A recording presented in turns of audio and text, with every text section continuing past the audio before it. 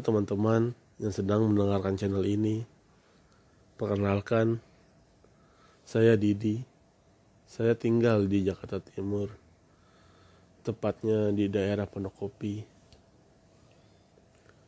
Cerita yang saya alami ini sudah beberapa tahun yang lalu. Kejadian ini terjadi saat saya sedang menginap di rumah teman satu gang saya.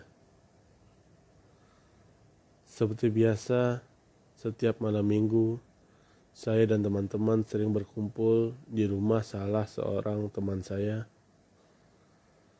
Di sana kami sering menghabiskan waktu dengan tertawa, bercanda, sambil bermain PS, komputer, kartu, dan lainnya.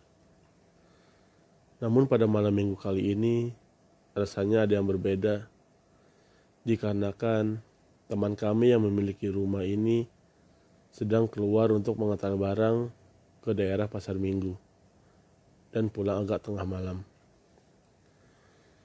Namun kami tetap menunggu di lantai 2 rumahnya, tempat kami biasa berkumpul.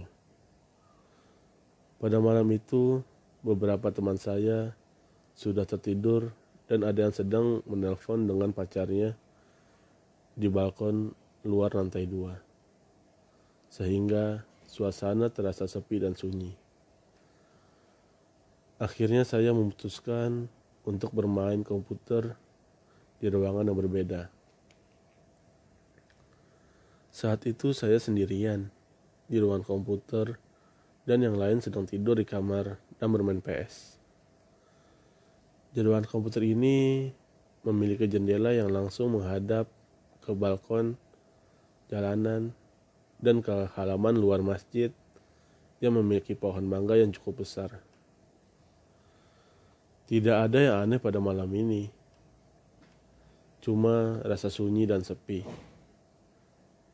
Akhirnya, untuk menghilangkan rasa sunyi tersebut, saya mencoba menonton anime kesukaan saya karena sudah ada episode baru yang keluar pada minggu ini. Saya pun menggunakan headset. Namun beberapa saat kemudian, saat saya sedang asik-asiknya menonton anime, seperti ada teman yang memanggil. Mungkin mengajak main PS atau main kartu, jawabku dalam hati. Karena saya lihat teman saya yang sedang menelpon tadi sudah masuk kembali ke dalam kamar.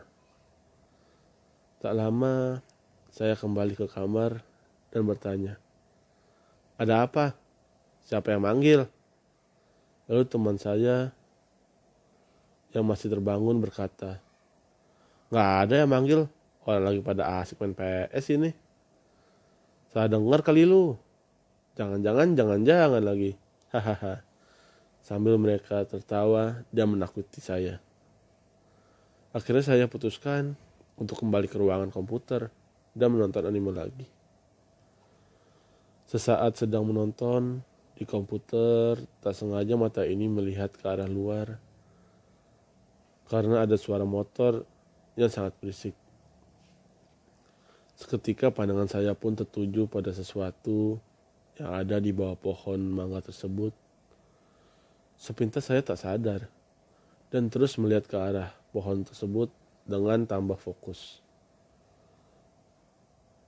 Ternyata saya melihat sesosok pocong yang sedang melihat juga ke arah saya yang sedang duduk. Lalu saya mencoba tidak melihatnya lagi dengan cara menutup mata saya. Beberapa detik saya menutup mata, saat membuka kembali, dia masih ada di sana dan masih melihat ke arah saya. Dengan cepat saya bangkit dari kursi dan lari ke arah kamar, langsung duduk di antara teman-teman saya dan terdiam. Mereka yang kebingungan bertanya, "Kenapa lu woi? Tiba-tiba lari lu?" Saya masih saja terdiam. Dan tak lama saya berkata, "Gak ada, ngantuk aja gua. Di situ sendirian habisan bosen." Tapi yang lain tidak ada yang percaya, karena mereka melihat muka saya dan seperti orang sedang ketakutan lari masuk ke dalam kamar. Salah satu teman saya lalu berkata, "Ngeliat apaan lu?" Lalu saya diam saja dan memilih untuk tertidur. Beberapa hari berikutnya, di sore hari, kami berkumpul berniat untuk bermain futsal di daerah dekat rumah. Lalu salah satu teman saya yang waktu itu sedang menelpon pacarnya bertanya dengan serius kepada saya, "Doi, kemarin lu tiba-tiba lari kenapa dah? Muka lu pucat banget." Lalu saya masih menjawab, "Nggak ada, ngantuk aja gua, sendirian gua di situ bosen, makanya gua ke kamar." Setelahnya dia berkata, "Ah yang bener, jujur, emang lu nggak ngeliat?"